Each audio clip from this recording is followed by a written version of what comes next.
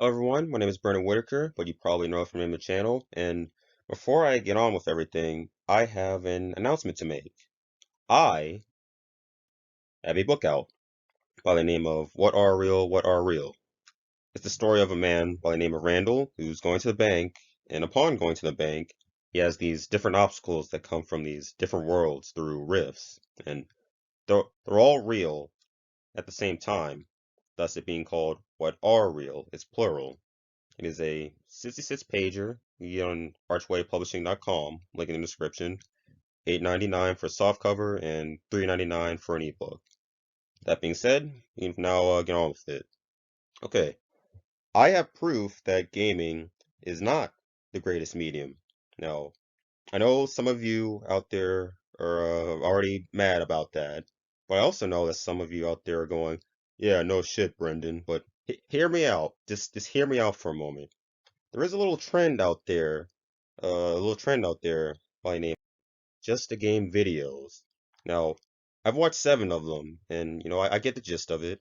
They're all very expressive, very emotional. The message of it's not just a game, it's an experience. But the problem with all of them is that they're all very manipulative for nearly the exact same reasons. Now we can get into this. One of the reasons I have noticed firsthand was that use critically hated games to justify their message. Now, I'll admit, I'm not a gamer. I've played Doom 2016, I've played Red Dead, GTA, everyone's played those, but I haven't played these, but I do know that people didn't like these games. Fallout 4, Halo 4, Halo 5, Life is Strange, Last of Us Part 2. These has so much backlash. Like Fallout 4, it didn't win any awards, but Bethesda still says it won awards, even though it didn't. It's just a huge lie. And even though people didn't like these, for some reason, these are being used to push the message of, oh, it's more than just a game. Now, why would someone do this? Well, I have one reason, and that's because these things are simply remembered fondly now.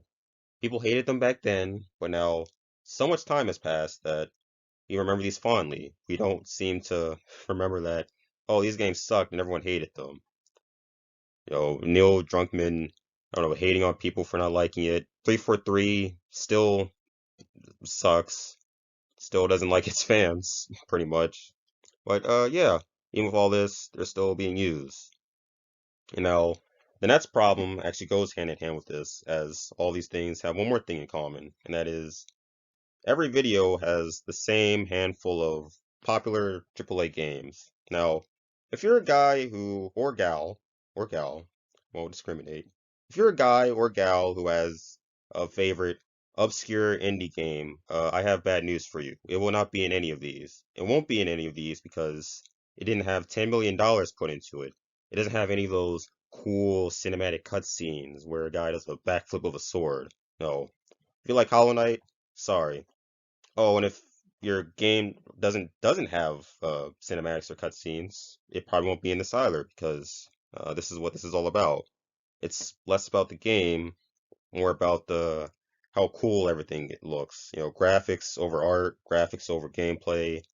That's basically what it is because none of these actually show gameplay. It's just about the cool moments that you'll probably just see really in any other medium, except a book, I guess. But let's be honest, you can use your imagination for that.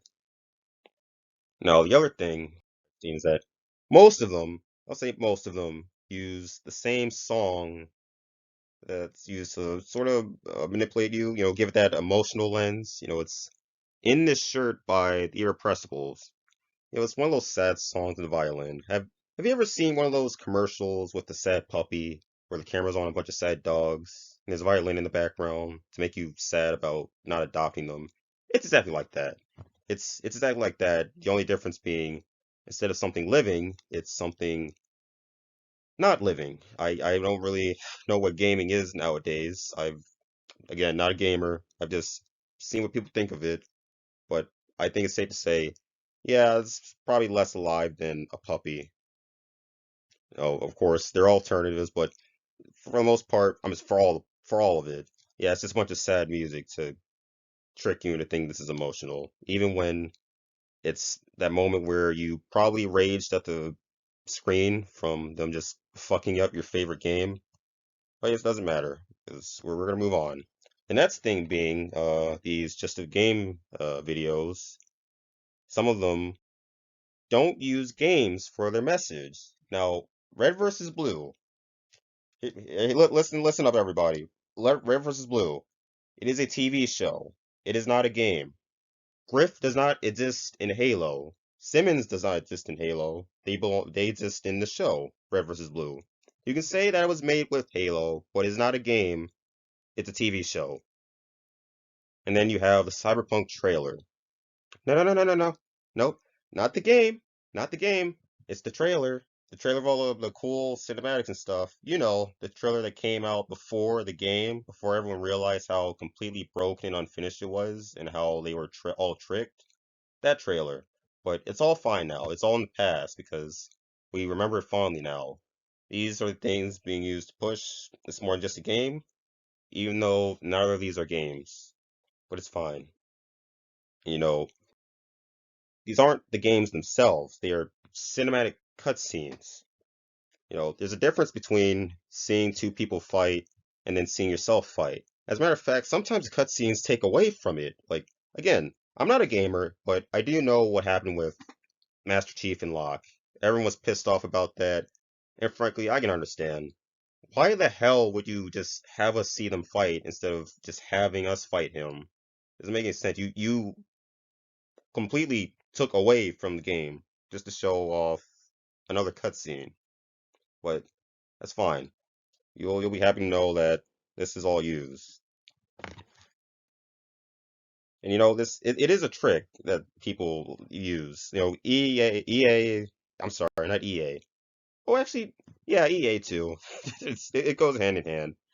E3 has tricked people for years with cinematics, and now it's gone full circle.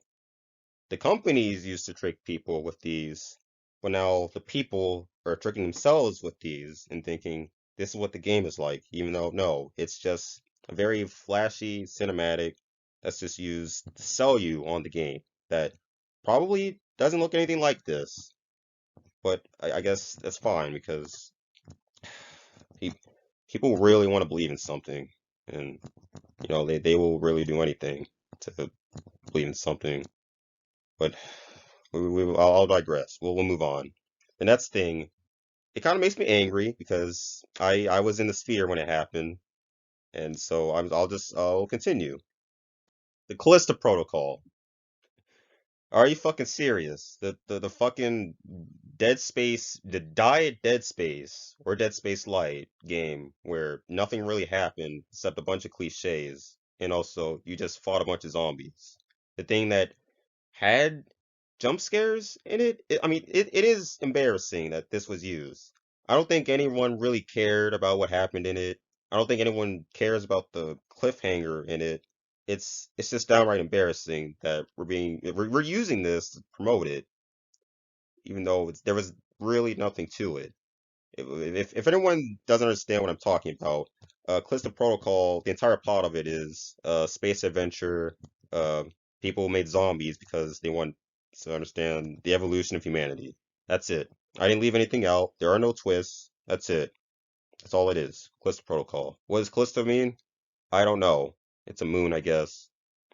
But people people didn't even like this when it came out. It was like a 6 out of 10. I think everyone unanimously agreed that yeah, this is just a slog. If you like Dead Space, maybe buy it, but it's $70. Used to be $60 until Extra Credit opened his damn mouth. But yeah, if you like wasting money, sure, go for it. Now, I'm not a gamer, like as I've said, I'm a writer, and so I will say this.